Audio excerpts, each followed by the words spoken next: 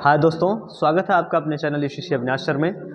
जैसा कि आप जानते हैं कि इस चैनल पे आपको महत्वपूर्ण जानकारियां दी जाती हैं और आज एक बार पुनः आपके बीच में उपस्थित हुए हैं एक महत्वपूर्ण जानकारी को लेकर के। देखिए, जो महत्वपूर्ण अपडेट निकल कर सामने आ रहा है कि अभी देखिए एसटीटी का आयोजन को हाई कोर्ट में याचिका दाखिल। मतलब अगर आप इस न्यूज़ को पूरा पढ़ेंगे तो बिहार में आपको पता है कि शिक्षक बनने के लिए 9 to 11 आपको एसटीटी का पेपर देना इम्पॉर्टेंट होता है। वहाँ पर बिना एसटीटी के आप बीपीएससी का फॉर्म 9 to 11 नहीं भर पाएंगे। और यही चीज़ थी।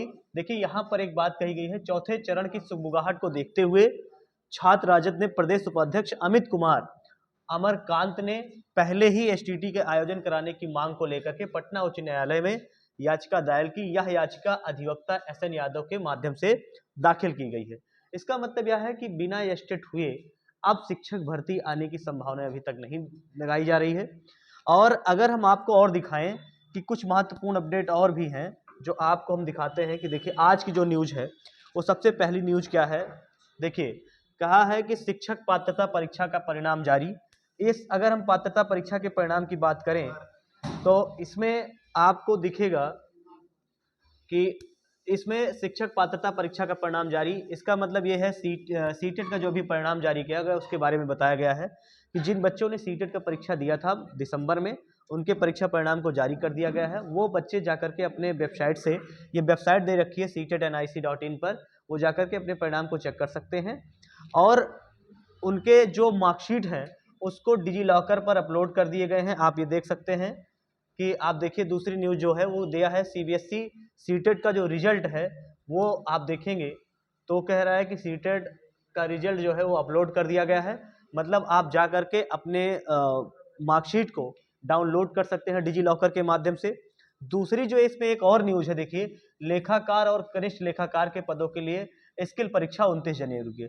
तो ये भी आपको बता दे रहे हैं, इसकी जो टाइपिंग टेस्ट है, जो इसकी परीक्षाएं हैं, उसके लिए डेट जारी हुई है। आपको ये भी बता दें कि लगातार हमारे यहाँ ये बहुत ऐसी परीक्षाओं के लिए जो पुरानी भर्तियां फंसी हुई थी उनके परिणाम लगातार जारी हो रहे हैं और नई नई परीक्षाओं के डेट निकल कर सामने आ रहे हैं। तो ये सब अपडेट हम इसलिए दे रहे हैं क्योंकि अभी फिर जो बच्चे सीटेट नहीं पास हो पाए हैं उनके लिए फिर एक महीने के अंदर में नया सीटेट का नोटिफिकेशन देखने को मिल जाएगा और जिनकी परीक्षा आपकी जुलाई में होनी संभावित है।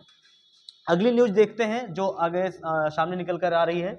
वो देखिए, अगली है कि बात है दिव्यांग कोटि बिहार के 44 व बाकी के जो इसमें बात की गई है, बिहार के देखिए 44, बाकी राज्यों को 112 लोग बने प्राइमरी शिक्षक।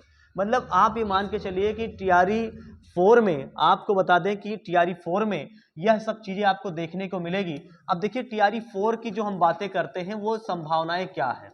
आपको पता है कि टीआरई 4.0 जिसकी संभावित जो भर्ती है वो 80 से 1 लाख के समथिंग है। अब आप ये मान के चलिए कि जो 1 लाख के समथिंग में भर्ती दिखाई दे रही है वो इसका विज्ञप्ति आने में बहुत अड़चने अभी पड़ रही है। अभी हमने आपको पहली न्यूज बताई कि स्टेट का नोटिफिकेशन के लिए याचिका दायर कर दी गई है। उस याचिका में अभी भी बातें निकलकर सामने नहीं आई है। दूसरी बातें ये भी हो रही है कि हो सकता है कि बिहार के जब सिर्फ 44 लोग ही हो पाए हैं, बाकी राज्यों के 121 लोग हो पाए हैं, तो इसका मतलब है बिहार गवर्नमेंट अब इस पर बहुत बड़ा काम करेगी कि हो सकता है कि कुछ सीटें फिक्स कर दे अदर स्टेट के लिए।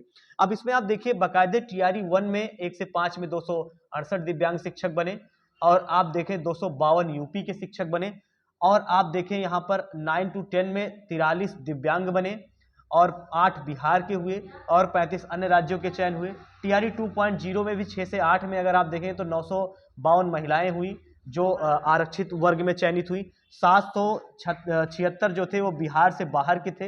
इसका मतलब बाहर की जो राज्य के लोग हैं वो ज्यादातर बिहार में आ रहे हैं। तो हो सकता है कि टीआरई 3 पर जो ये अभी 6600 लोगों को, मतलब 63,000 शिक्षकों को जो परमिशन दे दिया गया है, जिला आवंटित कर दिया गया है, उनकी बातें क्या करते हैं क्या नहीं आगे की न्यूज में देखेंगे।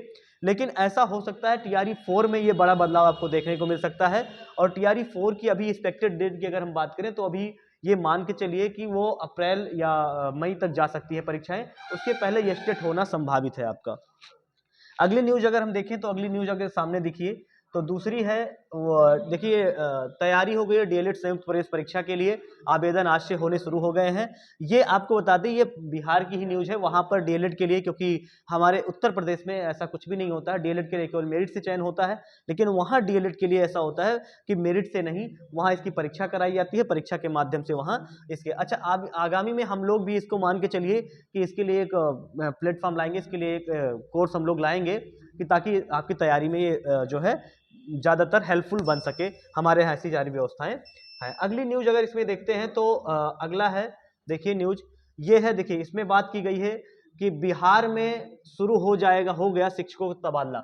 जब तबादले पूरे हो जाएंगे तो जाहिर सी बात है कि कुछ न कुछ रिक्तियां जो रहेंगी उनको भी इंक्लूड करके बिहार बोर्ड जो है वो बीपीएससी को मतलब भेज देगा, और उसके बाद भर्तियां आने की प्रबल संभावनाएं बन जाती हैं। तो यहाँ पर भी देखिए ये जो बातें निकल कर सामने आ रही हैं, इसका मतलब है कि भर्तियां आनी संभावित है, मतलब तय ही है, भर्ती आएगी, वो भी उससे पहले।